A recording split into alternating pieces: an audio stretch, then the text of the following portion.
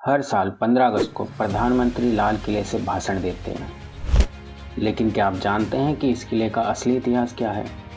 आखिर किसने इसे बनवाया और क्यों यह किला भारत के इतिहास का एक महत्वपूर्ण हिस्सा बन गया? आइए देखते हैं।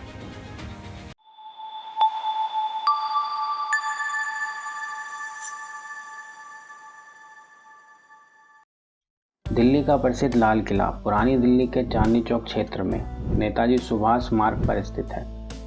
इसे मुगल सम्राट शाहजहां ने अपनी नई राजधानी शाहजहानाबाद के निर्माण के साथ बनवाया था।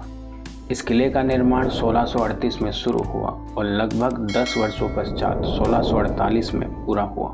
तब से यह किला भारत के इतिहास का एक महत्वपूर्ण प्रतीक बन गया है। साल 1638 में मुगल सम्राट शाहजहां ने अपनी राजधानी आगरा से दिल्ली लाने का फैसला किया। वे एक ऐसा किला बनाना चाहते थे जो उनकी शक्ति और कला का प्रतीक हो। इस महान कृति के पीछे थे एक प्रतिभाशाली वास्तुकार उस्ताद अहमद लाहौरी। ये वही वास्तुकार है जिन्होंने दुनिया के 7 अजूबों में से एक ताजमहल के डिजाइन में भी महत्वपूर्ण भूमिका निभाई थी। जब किला तैयार हुआ तो यह सिर्फ एक किला नहीं था, बल्कि एक शाही शहर था। यहाँ बादशाह का दरबार लगता था, महत्वपूर्ण फैसले लिए जाते थे और दूर दूर से आए दूत और मेहमान शाही दरबार में उपस्थित होते थे। लगभग 200 वर्षों तक लाल किला मुगल साम्राज्य का सत्ता का केंद्र रहा है। 17वीं शताब्दी के अंत में जब दिल्ली का भव्य लाल किला मुगल बादशाह जयेंद्र शाह के नियंत्रण में आ गया था, तब लगभग 30 साल तक यह किला बिना किसी स्थिर शासक के रहा।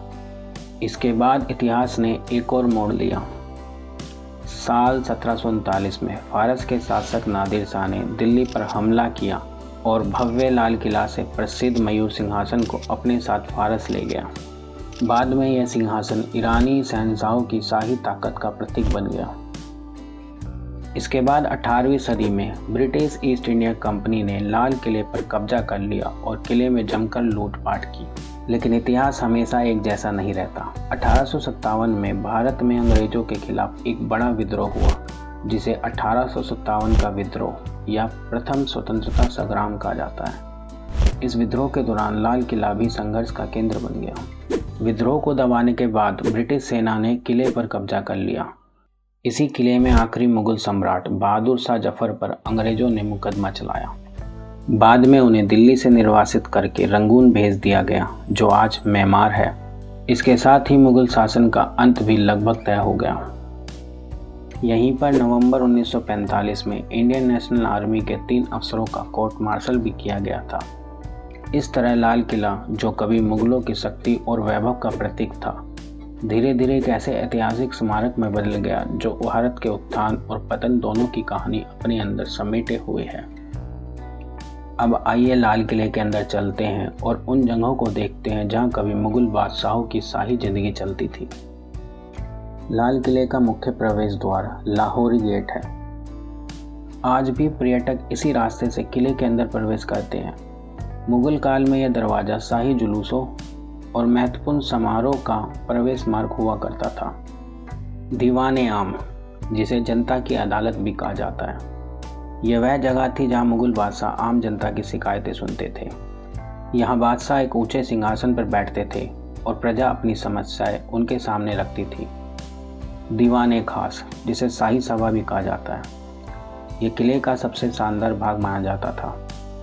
यहाँ बादशाह केवल खास मेहमानों, राजदूतों और मंत्रियों से मुलाकात करते थे। इसी जगह पर प्रसिद्ध पंक्ति लिखी थी, अगर धरती पर कहीं स्वर्ग है तो यही है, यही है, यही है। रंग महल, जिसे रानियों का महल भी कहा जाता था। रंग महल मुगल रानियों और शाही महिलाओं के रहने की जगह थी। इस महल को सुंदर रंगों, नक्काशी और बहते पानी की नहरों से सजाया गया था। मोती मस्जिद, यह एक छोटी लेकिन बेहद सुंदर मस्जिद है, जिसे बाद में मुगल सम्राट औरंगजेब ने बनवाया था। सफ़ेद संगमरमर से बनी यह मस्जिद आज भी अपनी सादगी और सुंदरता के लिए प्रसिद्ध है। अब बात करते हैं लाल किले से जुड़े कुछ ऐसे रोचक तथ्यों की, जिन्हें जानकर यह किला और भी अद्भुत लगता है। मुगल काल में लाल किले के अंदर शाही खजाने रखे जाते थे। ऐसा माना जाता है कि यहाँ कभी दुनिया के सबसे कीमती रत्नों में से एक कोहिनूर भी रखा गया था, जो बाद में कई शासकों के हाथों से गुजरते हुए ब्रिटेन पहुंचा। लाल किले की दीवारें लगभग 33 मीटर ऊंची है। ये लाल बलुआ पत्थर से बनी है और इतनी मजबूत थी कि सदियों तक किले की सुरक्षा करती रही। हर साल भारत के प्रधानमंत्री स्वतंत्रता दिवस के अवसर पर लाल किले की प्राचीर से पूरे देश को संबोधित करते हैं।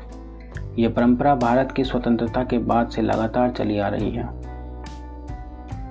लाल किले के ऐतिहासिक महत्व को देखते हुए इसे 2007 में यूनेस्को द्वारा वर्ल्ड हेरिटेज साइट घोषित किया गया। आज यह भारत के सबसे प्रसिद्ध ऐतिहासिक स्मारकों में से एक है। आज लाल किला सिर्फ ऐतिहासिक स्मारक नहीं बल्कि भारत की पहचान और गर्व का प्रतीक बन चुका है। आज भी हर साल स्वतंत्रता दिवस के दिन इसी किले की प्राचीर से भारत का तिरंगा लहराता है और पूरे देश को स्वतंत्रता की याद दिलाता है। अगर आपको इतिहास और ऐतिहासिक स्मारकों की ऐसी रोचक कहानियाँ पसंद है तो वीडियो को लाइक करें और चैनल एपिक मॉन्यूमेंट्स को सब्सक्राइब करें और बेल आइकन दबाना ना भूलें। हम मिलेंगे अगली वीडियो में भारत के एक और अद्भुत ऐतिहासिक स्थल की कहानी के साथ।